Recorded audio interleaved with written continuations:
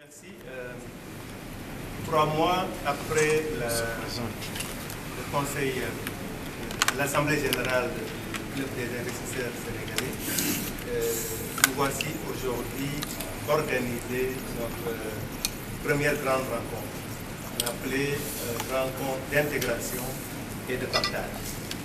Rencontre d'intégration et de partage parce que ça a été pour nous l'occasion de réunir nos 50 membres, parce que finalement aujourd'hui le club a atteint un nombre important, 50 membres. Donc à part quelques absents pour des raisons de voyage, la grande majorité, plus de 45 à 48 membres du club ont été réunis aujourd'hui pour échanger sur tout ce qui a été fait depuis l'Assemblée générale de juin jusqu'à maintenant.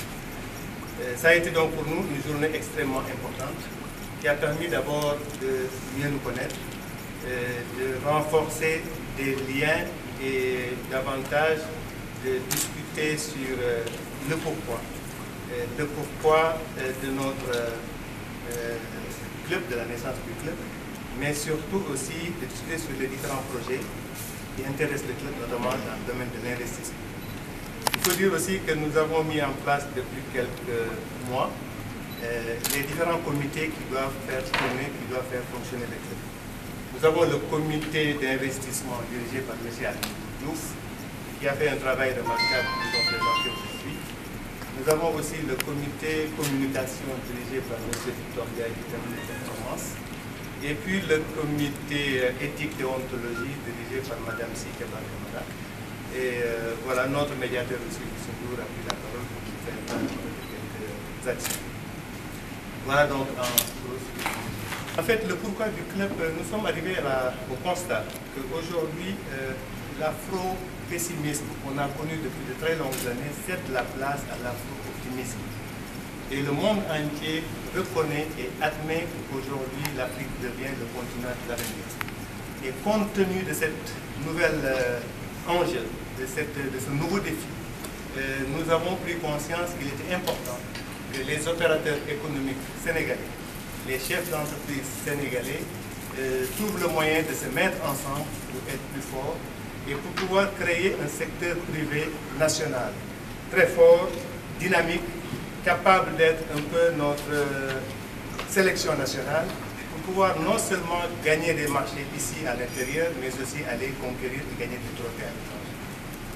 Ça, c'est la première chose, mais la deuxième chose aussi, c'est d'aller vers l'investissement. Nous aurons l'occasion de revenir dessus tout à l'heure. Le club des investisseurs a l'ambition de constituer une force de proposition, une force d'influence même, je dirais, mais aussi une force d'investissement, donc un bras financier qui permettra de prendre part à tous les investissements qui vont se faire.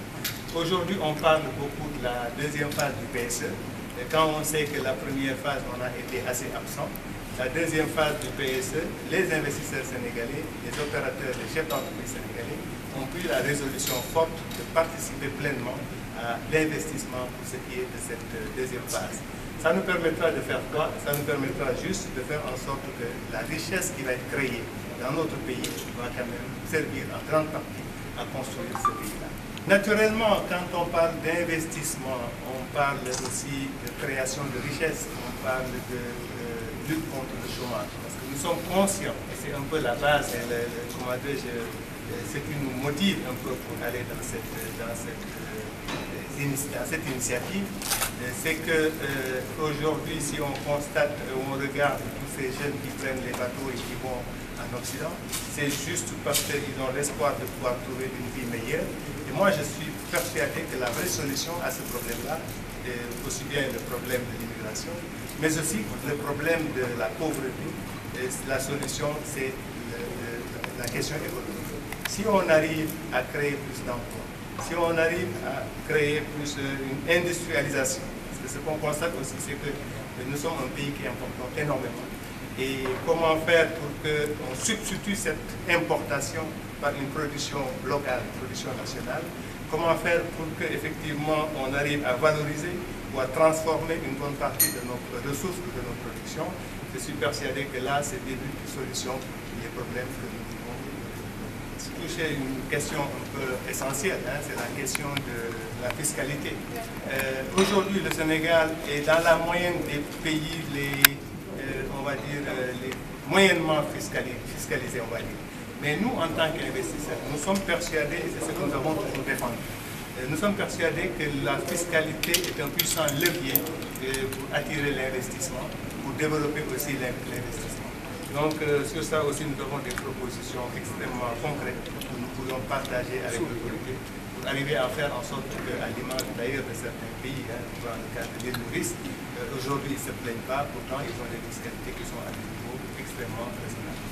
Aujourd'hui, nous avons atteint 50 membres et on a même eu le privilège de célébrer notre 51e membre.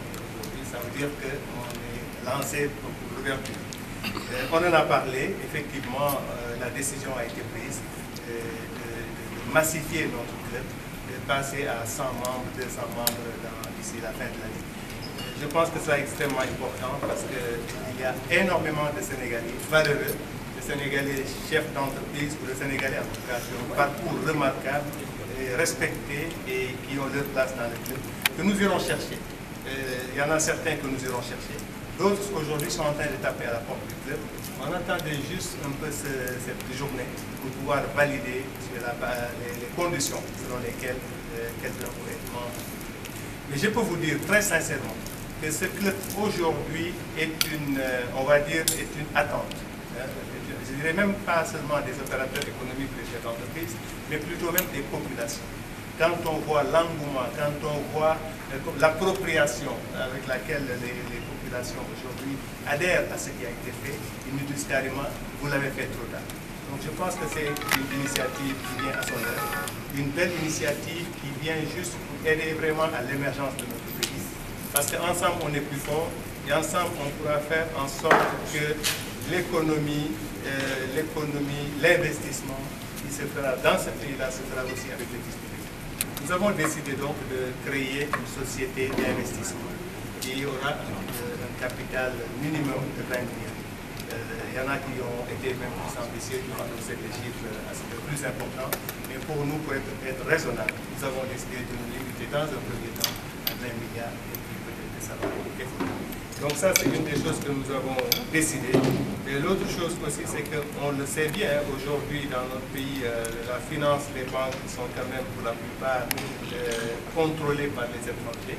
Et nous avons l'ambition de prendre des positions importantes dans certaines banques pour pouvoir avoir plus de poids dans le financement de notre économie. Nous sommes aussi en train de reprendre une part d'un journal africain, je dirais, Finance and Africa, qui est un journal extrêmement puissant, je dirais, reconnu et respecté pour son contenu économique surtout.